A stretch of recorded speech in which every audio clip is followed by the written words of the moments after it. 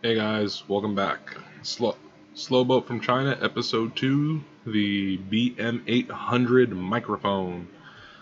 Let's go ahead and take a look at this box. As you can see, it showed up very damaged. This box was just stuffed into a bag with a shipping label on it. None really of importance on the box other than just how terrible it is, as you can see here. Um, let's go ahead and open it on up. Empty box. Well, the reason it's empty is actually because I already have the microphone out. You got the basic documentation, shows you some bullshit, pickup patterns and frequency responses. A warranty card that's probably good for nothing. And yeah, on the Chinese side, you can see here we got a lot of mold. Oh, a little bit of mold. Yeah, I'm not registering this. I don't think it'll ever have a warranty. Now, this is the actual microphone here. And you see it actually has little afro poof pop filter on it. But yeah, it also came with a vibration mount and a cable. I'll review those a little bit in this at the end of the video. Now let's go ahead and pull this off. As you can see, it's got the gold screen on it. Now this was listed as a condenser microphone. It does use phantom power. However, it can be used without phantom power if you have a amplifier. So let's go ahead and crack it on open. It just unscrews here at the bottom. Once we get this ring off, then the actual main body will come off, along with this little beauty ring. And yeah, here we have it. There's the circuit board in here. As you can see, we got our wiring down here at the bottom, the balanced outputs, standard XLR stuff. But let's get this board pulled off of here. Get my screwdriver out. So now this board, you can see there's some stuff unpopulated on it, and from what I gather, that's probably because they use a couple different actual condenser modules. They probably have different passive requirements and stuff like that. So I mean, it's nothing like we didn't see in like I haven't seen in other teardowns that I've done. Let's get the screw out of here. And backside, you see we got some filter caps. Right there we got a spot. I'm assuming that's for a transformer of some sort, possibly. Maybe they do it without a transistor on a different microphone. I'm sure you can see it up here at the top too. They have some other solder points up there, so I'm guessing it probably sell this or use the circuit board for a couple different configurations. And got just some passives on here, diodes, little tiny transistor diode, and we got our main transistor up at the top. I pulled the numbers on that. I couldn't really find anything on it, but it looks like just a bog standard, just little amplification transistor of some sort. So I'm not too worried about finding the exact numbers. But let's go ahead and flip it on over. And what do you know? That's the same board, just completely unpopulated. Now I bet they could do this thing delivered to your door for $19 if they didn't include the secondary circuit board in here. Yeah, completely unpopulated, identical boards, completely identical, just no components soldered to it at all. So yeah, not quite sure why they did that. Maybe the person in the factory didn't quite think it through, but let's take a closer look at this board.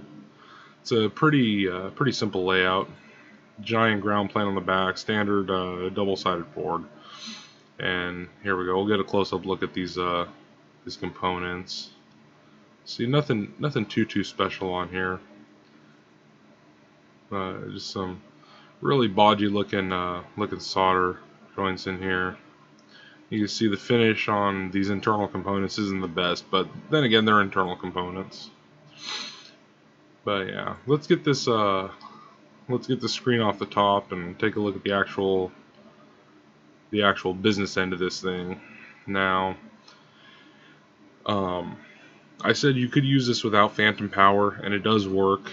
I tried it out, and it gave me plenty of sound, but the volume was low. I had a lot of static, so I hooked it up through my mixer board, and when I hooked it up through the mixer board, it actually was louder, but the static got louder. So I went ahead and tore apart the included XLR cable and reflowed the solder joints on there. Buzz went away because it was a perfect 70 hertz hum. So I'm guessing one of the grounding points wasn't quite right. And yeah, I mean, as we can see here, this is just really just cheaply made. But then again, what do you expect for $20 shipped to your door? Now, personally, I think this microphone does not sound bad for $20. It sounds better than most headset microphones, at least. But I mean, is it, as they claim on the box, a professional studio microphone? No, not in any stretch of the imagination. Is it good enough to record Let's Plays and stream on YouTube and stuff like that? Well, I think so. Now, let's get this back together, because this I actually am using. Matter of fact, I'm actually recording the bulk of my videos now that I'm doing. I'm using this microphone. So, I need to make sure I get it back together and it's still working. Because, yeah, it'd be pretty bad if I bought this microphone and broke it and had to order another microphone. So we'll get this board screwed back down. Man, sinuses are killing me today. Yeah, it's a hot one. So, but yeah, we'll get this board secured back down, get it put back together, and then I'll go ahead and show you the shock mount and the cable that it came with. Now, as far as the cable goes, I'm not actually going to dig it all out of my mixing board and everything. I'm going to just go ahead and leave it hooked up and just show you the connector on the end of it, because it's a pretty cheap connector, but it's actually pretty skookum.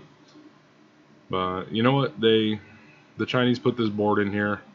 I may end up actually making a modified circuit for this microphone, so I'm actually going to put this board back in here just so I don't lose it. Maybe I'll make a video doing it and put a switch to actually switch between the two circuitries. Use a couple transistors and stuff to actually swap between the two circuits. Maybe, I don't know. That's a project for a different day. Yeah, see, as you can see back here, it's just a standard XLR connector. They did gold plate the outside of them. Now, whether that's actual gold, I highly doubt. You can see the connectors on the backside here. They are not gold plated at all. They're just standard, looks like nickel, maybe steel, but they are out here gold plated. And as you saw there, pin number 1 is grounded to the chassis of the microphone. Now, I don't know a lot about microphones, so I don't really know why they would do that. Yeah, and this is more proof that they use it for something else, because you can see here the ring actually threads onto that larger outer portion, where you have that inner threaded portion as well that's not being utilized. So, like I said, I don't know much about microphones, but I'm assuming this is built, well, it's obviously built to a price, but I'm guessing it's made to use different circuitry and different housings with the same actual internal chassis. But yeah, this little beauty ring, on here, it just floats there, and as you can see, it spins, and it doesn't matter how hard you actually crank down. Doesn't matter how tight you crank that down, it's still gonna move. It's just way narrower than the actual space.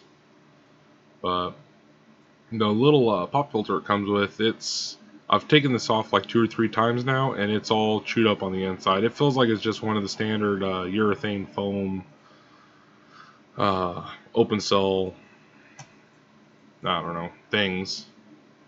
But yeah, it slips on there real good. It actually works pretty good to get rid of pops and wind noise. It's got some nice squish to it. But yeah, as you can see, the inside, it's all chewed up from that screen already. I don't see that lasting very long, coming on and off. I plan on replacing it with a standard, like nylon pop filter that just goes in front of the microphone. But you know what? It'll do for now. Now, let's go ahead and cut this over, and we'll take a look at the cable and the mount. Now here, this is the XLR cable that came with it. You can see it's pretty cheap, just standard XLR cable. It does have a pretty nice strain relief on it though, and yeah, decent construction, just low quality parts.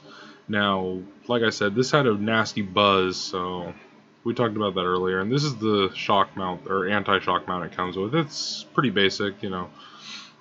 You squeeze that, mic drops in. I can't afford a mic stand, so I went ahead and just fabric cobbled this together. It's just a board screwed to my monitor stand with the vibration mount on there. But you know what? It works. It holds my mic, holds it at a perfect position, and is incredibly hard to do with one hand. A lot easier to do with two, that's for sure. But like I said, that mount works, and yeah, that's definitely isolates the vibration. Anyway, you guys, until next time, like this video if you liked it. Leave your comments down below. Make sure to subscribe, and we'll catch you next time.